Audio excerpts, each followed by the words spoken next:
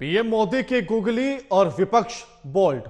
नमस्कार, मैं आपके साथ केके राणा, एएमपी नेटवर्क देख रहे हैं आप। हम सोए वतन को जगाने चले हैं, हम मुर्दा दिलों को जगाने चले हैं। यह कविता आजादी की लड़ाई के दौरान कर्पूरी ठाकुर ने लिखी है। बाद में समाजवादियों का यह नारा बन गई और प्रभात फेरी गीत बन गया। आज कर्पूरी ठाकुर का जन्मदिन है और पूरा देश जननायक को श्रद्धांजलि दे रहा है, लेकिन सियासत रोटियां सेकने वालों को नई आंच मिल गई है। इसे सियासत की वजह बना कर्पूरी ठाकुर को दिए गए भारत रत्न की घोषणा। सियासी जानकारों का कहना है कि कर्पूरी ठाकुर को भारत रत्न देने के फैसले पर बीजेपी ने सियासी तौर पर हलचल मची हुई है।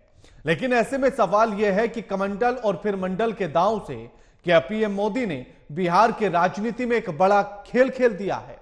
लालू प्रसाद यादव ने कर्पूरी ठाकुर को अपना राजनीतिक गुरु बताया, वहीं दूसरे बीजेपी का कहना है कि विपक्ष बस क्रेडिट लेना चाहता है। तो सवाल यह है कि क्या बिहार में क्रेडिट लेने की होड़ में राजनीतिक रोटियां सेकी जा रही हैं, और इन्हीं सवालों पर आज हम चर्चा करेंगे। लेकिन उससे पहले यह रिपोर्ट देखिए।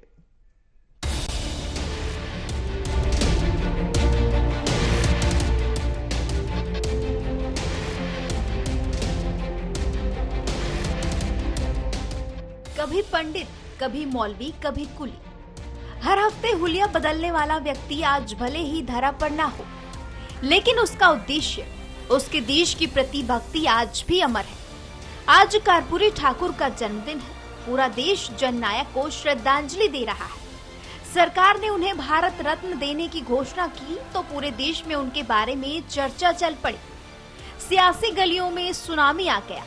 कर्पूरी ठाकुर के जन्म शताब्दी समारोह के आयोजन के बहाने बिहार में कई राजनीतिक दल अपनी ताकत दिखाने की कोशिश कर रहे हैं। 3 महीने बाद ही लोकसभा का चुनाव होना है। पिछड़े वोटरों पर पकड़ बनाने के लिए जेडीयू, आरजेडी और बीजेपी के अलावा उपेंद्र कुशवाहा के नेतृत्व वाले राष्ट्रीय लोक जनता दल ने भी पूरी तैयारी की है। लेकिन सबके मंसूबों पर बीजेपी ने जयंती समारोह की पूर्व संध्या पर ही पानी फेर दिया है।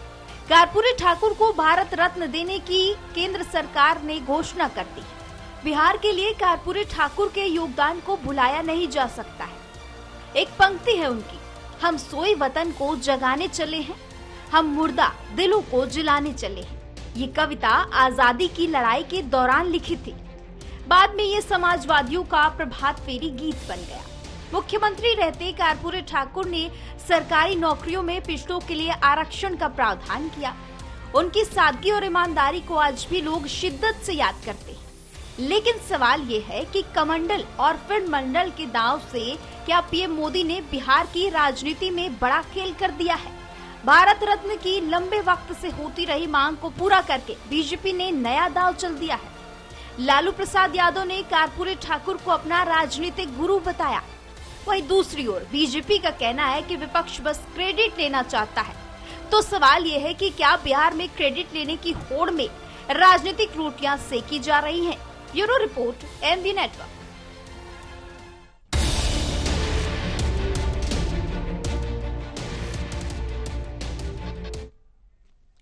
अब जब बीजेपी की तरफ से इस बात का ऐलान हुआ कि कर्पूरी ठाकुर को उनकी 100वीं जयंती पर भारत रत्न दिया जाएगा, तो इसके बाद सियासी गलियारों में हलचल हो गई।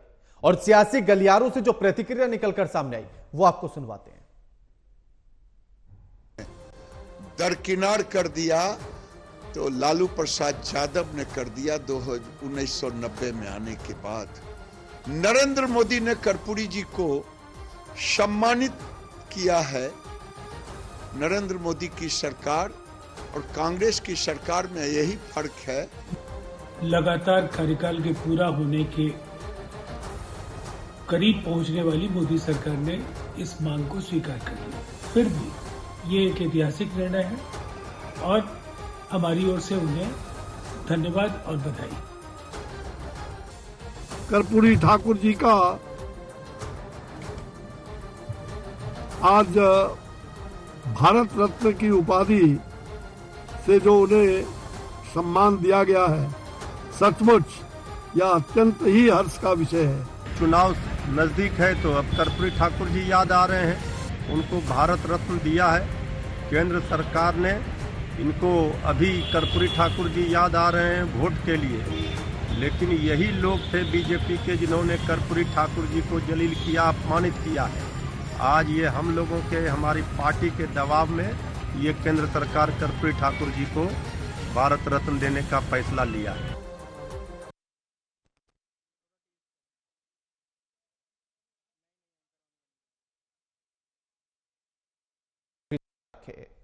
लेकिन जननायक कर्पूरी ठाकुर, जिन्होंने अत्यंत पिछड़ों की आवाज उठाई, हाशिए पर रहने वाले लोगों की आवाज बने, और जब मुख्यमंत्री बनकर 70 के दशक में बिहार पर शासन किया, सरकार चलाई, तो सबसे पहला शराबबंदी का फैसला भी उन्होंने ही लिया, जो राजनीति के तौर पर एक बड़ा फैसला था।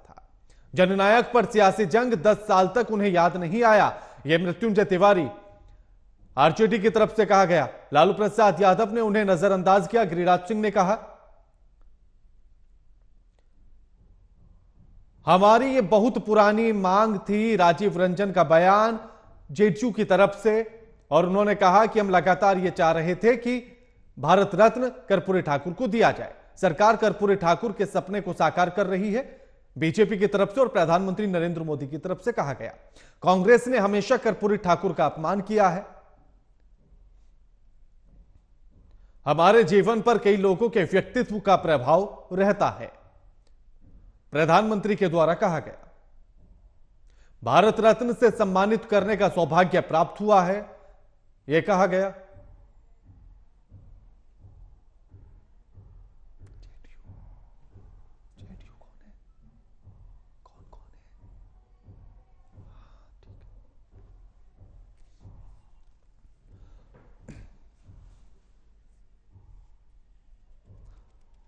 अब ऐसे में जब सियासी गलियारों से यह बयानबाजियां चली, तो फिर राजनीतिक मामला हो गया, यानी कि कर्पूरी ठाकुर को भारत रत्न देना भी अब सियासी हो गया है। हमारे साथ जो मेहमान जुड़े हैं उनका परिचय आपसे करा देते हैं। हमारे साथ प्रभात मालाकर हमारे साथ जुड़ गए, प्रवक्ता हैं बीजेपी के। हमारे साथ अमरेश यादव जुड़ गए, नेता हैं आरजेडी के। और निरंजन पोद्दार हमारे साथ जुड़ गए, राजनीतिक विश्लेषक हैं। आपका स्वागत है एमवी नेटवर्क पर। अमरेश जी,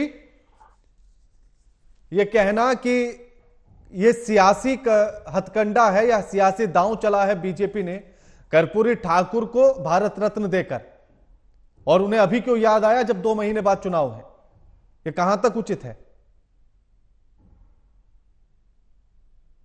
अमरेश जी सुन पा रहे हैं? अमरेश जी, मेरी आवाज मिल रही है आपको? निरंजन जी, थोड़ा सा टेक्निकल प्रॉब्लम है, निरंजन जी से बात कर लेते हैं। निरंजन जी, जिस तरह की सियासी गलियारों में अब चर्चा शुरू हुई, किसी का कहना है कि मांग तो हमारी थी, किसी का कहना है कि हमने भारत रत्न दे दिया देखो, फिर तीसरा कहता है आकर कि ये तो सियासी मामला है, चुनाव है तो इसलिए दे दिया। कहां तक उचित? निरंजन जी। मेरा ये मानना है कि जिस तरीके से कर्पूरी ठाकुर जी को कहा जाता है कि वो वास्तव में समाजवादी विचारधारा के एक बहुत बड़े अहम पिलर थे, और ये निश्चित रूप से उन्होंने अपने जीवन काल में साबित भी किया, क्योंकि एक विधायक से लेकर के और एक मुख्यमंत्री के पद तक वो पहुंचे, और बहुत आप ये समझ लीजिए निम्न स्तर के परिवार से वो अपने आप की उन्होंने शुरुआत करी, और उसके बाद में जिस तरीके से उन्होंने पिछड़ों के लिए, वंचितों के लिए और जो समाज का अंतिम व्यक्ति है उसके लिए जिस तरीके से उन्होंने कार्य किया, और अपने जीवन के अंदर जिस तरीके से उन्होंने सादगी और जिसको कहते हैं कि सेवा का वो एक परिचायक थे। कर्पूरी ठाकुर जी के बारे में अगर आप पढ़ेंगे तो आज के जो नेता जो उनको अपने पाले में समझ रहे हैं, मैं आपको कहना चाहता हूं कि राम राम जपना पराया माल अपना, इस तरीके के जो नेता हैं, जिस तरीके के, जो कहने का तात्पर्य ये है केवल एक परिवारवादी और एक पूंजीवादी, यानी कि सीधी सी बात मैं बताऊं आपको, परिवार के इर्द गिर्द राजनीति और उस राजनीति से पूंजी बनाना और पूंजी से धनाढ्य और जनता के माल को अपना माल बना लेना, ये जिस वो लोग जो कर्पूरी ठाकुर जी को अपना बता रहे हैं, तो कहीं ना कहीं ये मेरे हिसाब से उनका अपमान है। क्योंकि कर्पूरी ठाकुर जी जब विधायक थे तो उनके पास अपना एक वाहन भी नहीं था, एक साइकिल भी उनके अपने पास नहीं थी। और उसके बाद में जब वो मुख्यमंत्री बने तब भी उन्होंने अपने परिवार और अपने जो उनका जो समझ लीजिए पूरा खानदान था, कभी उनके उनके अपने जीते जी उन्होंने कभी अपने किसी परिवार के सदस्यों को राजनीति में नहीं आने दिया। और पूरे परिवार को उन्होंने अपने जो उनका पैतृक गांव था और पैतृक उनका घर था, उसी घर में उन्होंने रखा। उन्होंने अपने जीवन काल में एक, आप ये मान के चलिए, अपने घर के अंदर चिनाई भी नहीं लगाई, यानी कि 5 रुपए का उन्होंने अपने स्वयं के ऊपर कभी उन्होंने खर्चा नहीं किया, केवल जनता और जनता के लिए उन्होंने काम किया। और अगर ऐसे जननायक, ऐसे व्यक्ति को अगर भारत रत्न मिलता है और उसके बाद में भिन्न भिन्न प्रकार की राजनीतिक बातें निकल करके आती हैं, तो मेरा यह मानना है कि ये भारत रत्न का भी उसको भी छोटा बना देता है। कम से कम इन चीजों का स्वागत होना चाहिए, चाहे वो चुनाव से पहले हो, चाहे वो राजनीति के तहत भारत रत्न दिया गया हो, चाहे वो ऐसा तो नहीं हो सकता ना कि भाई बिल्कुल निरंजन जी, ऐसे में दो बातें समझ में आती हैं सरकार थी निरंजन जी, तो उनको दिया नहीं गया। और अगर आज मान लीजिए वर्तमान सरकार अगर उनको भारत रत्न के लिए उनको अगर वो कर रही है, नामित कर रही है, तो ये राजनीति का खेल हो रहा है। तो कहने का तात्पर्य क्या, फिर कर्पूरी ठाकुर जी जैसे जो समाजवादी लोग हैं या जो जैसे जनता से जुड़े हुए लोग हैं, क्या उनको मान सम्मान मिलना ही नहीं चाहिए? तो ये चीजें, मेरा ये मानना है कि कुछ चीजें ऐसी हैं जो राजनीति से परे होनी चाहिए, जिससे जिन्होंने जनता के लिए जो काम किया, हमारे नीति नियंताओं ने जब इस लोकतंत्र और इस संविधान की जब रचना की थी, उसका सटीक उदाहरण कर्पूरी ठाकुर जी की राजनीति को आप देखेंगे तो वो मिलेगा। तो ऐसे लोगों को वास्तव में बहुत पहले सम्मानित हो जाना चाहिए था, लेकिन आज तक की सरकारों ने उनको कहीं ना कहीं मेरे हिसाब से इस चीज के बिल्कुल निरंजन जी, इसी बीच मेरा एक सवाल ये है, आज सरकार तो जिसको कहते हैं ना निरंजन जी, देर आए दुरुस्त आए, मैं तो ये कहूंगा इसकी भरपूर इसकी प्रशंसा होनी चाहिए। बिल्कुल निरंजन जी, अब लगातार एक के बाद एक जिस तरह के बयान आए या फिर जिस तरह की बातें निकलकर सामने आई, एक भारत रत्न दिया जा रहा है उनको, ये एक अलग मैटर है, लेकिन जो लोग ये कह रहे हैं कि वो तो हमारे गुरु हैं, क्या उन्होंने अपने गुरु से कुछ सीखा? ये सबसे बड़ा सवाल बनता है, क्या उन्होंने ये सीखा? ऑडियो जरा चेक करवाइएगा, ऑडियो में कहीं समस्या। एक मिनट देखिएगा, निरंजन जी को मेरी आवाज नहीं जा रही, मैं प्रभात जी से बात कर लेता हूं। प्रभात जी भी हमारे साथ जुड़ गए, स्वागत है प्रभात जी आपका। प्रभात जी, अब इस पर बयानबाजियां शुरू हो गई, सियासत शुरू हो गई है, कोई कह रहा है कि ये हमारे राजनीतिक गुरु हैं, कोई कह रहा है कि भारत रत्न देखिए हमने दे दिया है, कोई कह रहा है कि मांग तो हमारी थी, दे आप रहे हैं क्योंकि आपको सियासत करनी है। प्रभात जी, मैं बता देना चाहता हूं, आ रही आवाज आ रही है? हाँ जी, हाँ जी, बोलिए प्रभात जी।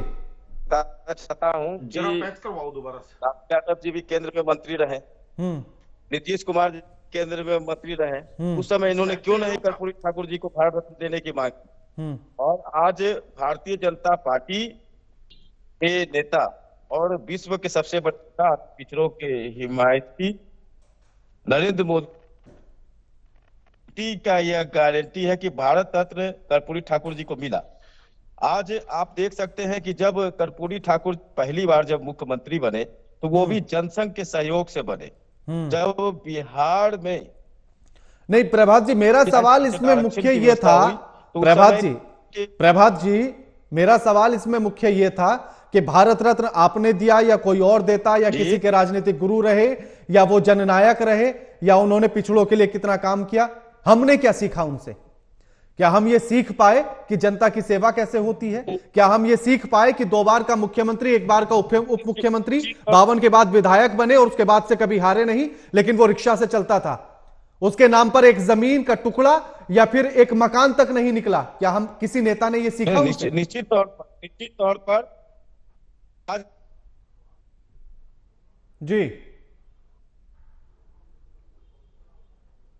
निरंजन जी, यही सवाल मेरा आपसे है कि क्या किसी नेता ने कर्पूरी ठाकुर से कुछ सीखने की कोशिश की? आज वाहवाही चाहे जो भी लूट ले या सियासी गलियारों में आकर चर्चा कुछ भी कर ले या बयान कुछ भी दे दे, लेकिन एक 2 बार का मुख्यमंत्री, 1 बार का उप मुख्यमंत्री, कई बार का विधायक, और वो रिक्शा से चलता है, या रिक्शा से चलता था। जब उसका निधन होता है तो उसके नाम पर कोई जमीन का टुकड़ा नहीं मिलता, कोई मकान नहीं मिलता। तो क्या यह बात कोई भी नेता सीख पाया आज तक? इसके अंदर एक चीज और जोड़ना पड़ेगा राणा जी, आपको मैं बताऊं, जब कर्पूरी ठाकुर जी एक सभा में गए और वहां पे माननीय चंद्रशेखर जी जब देखा उनका कुर्ता फटा हुआ है, तो उन्होंने चंद्रशेखर जी ने उस टाइम उनके कुर्ते के लिए एक अलग से उन्होंने फंड बनाया, यानी कि अपने कुर्ते की झोली फैला करके और लोगों से पैसा इकट्ठा किया और कहा कि भाई, और वो पैसा उनको कर्पूरी ठाकुर जी को दिया कि भाई इस पैसे से आप एक ढंग का धोती कुर्ता खरीद लेना, क्योंकि आपका कुर्ता फटा हुआ है और सार्वजनिक सभा में भी आप ऐसा कुर्ता पहन करके आ जाते हैं। तो कर्पूरी ठाकुर जी ने उस पैसे को माथे से लगा करके लिया, लेकिन जब वहां से चले तो चलते टाइम उन्होंने कहा यह पैसा मैं मुख्यमंत्री राहत कोष के अंदर जमा करवा दूंगा, यानी कि उसके बाद में भी उन्होंने उस पैसे को अपने ऊपर खर्च नहीं किया। ऐसे कर्पूरी ठाकुर जी के जो अपने आप को जो चेले बता रहे हैं, वो आज आप ये मान के चलिए अपने खानदान का जो आखिरी चिराग उनका अपने खानदान का जो समझ लीजिए छोटे से छोटा जो व्यक्ति है, उसको भी वो कहीं ना कहीं मंत्री, मुख्यमंत्री, उप मुख्यमंत्री बनाने के लिए बहुत अग्रसर है। साथ में कई कई शहरों के अंदर उनके बंगले, उनके फार्म हाउस, उनकी बड़ी बड़ी गाड़ियां, यहां तक कि आप ये समझ लीजिए कई राजनीतिज्ञ तो ऐसे हैं जिनके अपने प्राइवेट जेट तक है। तो कहने का तात्पर्य ये है कि हास्यास्पद लगता है जब लोग ऐसे बोलते हैं कि हम कर्पूरी ठाकुर जी के शिष्य हैं, कर्पूरी ठाकुर जी हमारे गुरु हैं, राजनीतिक गुरु हैं। अरे भाई, कर्पूरी ठाकुर जी से आपने राजनीति सीखी, लेकिन कर्पूरी ठाकुर जी से आपने ईमानदारी नहीं सीखी, उनसे आपने सादगी नहीं सीखी। और यहां पे एक चीज और मैं बता रहा हूं आपको राणा जी, आप एक चीज बताइए कि कर्पूरी ठाकुर जी का संपूर्ण राजनीतिक जीवन आप देखेंगे किस विचारधारा से लड़ते हुए पूरा जीवन बीत गया, यानी कि कांग्रेस की विचारधारा से लड़ते हुए उनका पूरा जीवन काल उनका पूरा जीवन काल व्यतीत हो गया। उनके चेले कहने वाले आज उसी कांग्रेस की गोद में बैठे हुए हैं। तो कहने का तात्पर्य यह है कि ये तो एक जिसको कहते हैं ना कि शर्मिंदगी की पराकाष्ठा है। और कहने को आप कुछ भी कहें, लेकिन वास्तविकता यह है कि केवल और केवल आप कोई राजनीतिक विचारधारा नहीं है, केवल राजनीतिक एक व्यवसाय है। वो लोग केवल कर्पूरी ठाकुर जी के नाम को इस्तेमाल करते हैं, ना उनके विचारों का कभी उन्होंने समझ लीजिए सम्मान किया। और आज जब उनको भारत रत्न मिल रहा है, तो मेरे हिसाब से आज राजनीतिक पैंतरेबाजी या राजनीतिक बयानबाजी करने के बजाय इसका सहर्ष स्वीकार करना चाहिए। हाँ, बिल्कुल। ये चीज निरंजन जी, एक और सवाल इसी में यह है, निरंजन जी एक और सवाल यह है कि चलिए मान लीजिए कि अगर बीजेपी ने भारत रत्न देकर राजनीति की, तो फिर जेडीयू जो रैली निकाल रही थी वो क्या है? नहीं, निश्चित रूप से राणा जी, देखिए मैं आपको बता रहा हूं, अगर भारतीय जनता पार्टी ने कर्पूरी ठाकुर जी को भारत रत्न की घोषणा की, वास्तविकता तो यह है कि मैं भी इस चीज को मानता हूं कि कर्पूरी ठाकुर जी को भारतीय जनता पार्टी को सत्ता में आने के बाद में पहले ही भारत रत्न के लिए नामित कर देना चाहिए था, यानी कि मेरे हिसाब से कुछ विलंब हुआ है। खैर, हमारे यहां कहते हैं ना, देर आयत दुरुस्त आयत, लेकिन आज भी अगर उनको भारतीय जनता पार्टी ने नामित किया है और जो जनता दल यूनाइटेड, आप ये मान के चलिए कि हर दल के साथ उन्होंने अपना गठबंधन रखा है, केवल और केवल वो डिमांड करते रहे हैं, लेकिन अपनी राजनीतिक शर्त उन्होंने कभी ये नहीं लगाई, ना भारतीय जनता पार्टी के साथ, ना उन्होंने आरजेडी के साथ, किसी भी पार्टी के साथ। और आरजेडी की जिस तरीके से लालू प्रसाद यादव जी कह रहे हैं, भाई वो तो यूपीए के घटक दल के प्रमुख सदस्य थे, वो तो उनके आप ये समझ लीजिए संकट मोचक थे। तो 2004 से लेकर के 2014 तक लालू यादव जी सरकार के अंदर बहुत दमखम के साथ शामिल थे। उस टाइम कर्पूरी ठाकुर जी के लिए भारत रत्न क्यों नहीं घोषित करवा लिया? लेकिन एक समय था जब केवल और केवल गांधी परिवार और जिसको कहते हैं एक परिवार के नाम पे, परिवार के लिए इन सब चीजों की ठेकेदारी हुआ करती थी, और स्वयं के नाम पे भारत रत्न और इस तरीके के जो सम्मान या पारितोषिक जो है वो केवल और केवल अपने लिए घोषित कर लेते थे। तो आज वो समय बदल गया। आज जिस तरीके से अंतिम छोर पे बैठा हुआ व्यक्ति, अंतिम व्यक्ति के लिए काम करने वाला व्यक्ति, आज उनको जिस तरीके से सम्मानित किया गया, अभी हमने देखा है कि जिस तरीके से हमारे जो राष्ट्रपति जी ने पिछले वर्ष जिस तरीके से सबको बुला करके और भारत के जितने भी सम्मान है, भारत रत्न, भारत भूषण, भारत विभूषण, पद्म विभूषण जिस तरीके से दिए, वो कभी हमने इस तरीके के सम्मान व्यक्ति सम्मानित होते हुए नहीं देखे। क्योंकि बड़े बड़े नाम जो सरकारों के पक्ष में लिखते थे, उनको ये सब चीजें जाती थी। यानी कि कहने का तात्पर्य ये जो मान सम्मान जो है ना, ये एक तरह का आप ये मान के चलिए सरकारें अपनी स्तुति गान करने वालों को एक तरह का खुश करने का उनके लिए एक वो साधन हुआ करता था। आज वास्तव में इन सम्मानों का सम्मान बढ़ रहा है। जिन लोगों का नाम इसके लिए नामित किया जा रहा है, उससे मैं तो ये मानता हूं कि भारत रत्न का सम्मान बढ़ रहा है इससे। बिल्कुल, शुक्रिया आप सभी मेहमानों का हमारे साथ इस चर्चा में जुड़ने के लिए और ये तमाम बातचीत करने के लिए। लेकिन बचपन से ही ये कहा जाता है कर्पूरी ठाकुर जी के बारे में कि बचपन से ही राष्ट्रवाद की विचारधारा बहुत गहराई से उनके मन में थी। राम मनोहर लोहिया और जयप्रकाश नारायण के मेधावी छात्र कर्पूरी ठाकुर को आज जब भारत रत्न देने का ऐलान किया गया तो उसके बाद से ही सियासी गलियारों में चर्चाएं शुरू हो गई, राजनीति शुरू हो गई, सियासत का पारा ऊपर की तरफ चढ़ने लगा, क्योंकि सबको उसमें अपना वोट बैंक नजर आने लगा। कर्पूरी ठाकुर को यह माना जाता है कि पिछड़ों की आवाज के तौर पर वो थे और हाशिए पर रहे व्यक्ति को हक दिलाने के लिए उन्होंने हमेशा आवाज उठाई। उनके बारे में यह किस्सा भी सुनाया जाता है कि 2 बार के मुख्यमंत्री रहे और 1952 में पहली बार उन्होंने विधानसभा का चुनाव लड़ा, जीते और इसके बाद भी वो इतने लोकप्रिय जनता में रहे कि उसके बाद कभी विधानसभा का चुनाव वो हारे नहीं, लगातार जीतते चले गए। 2 बार के मुख्यमंत्री, 1 बार के उप मुख्यमंत्री रहने के बाद भी वो रिक्शा से चलते थे। उनका कुर्ता फटा हुआ होता था।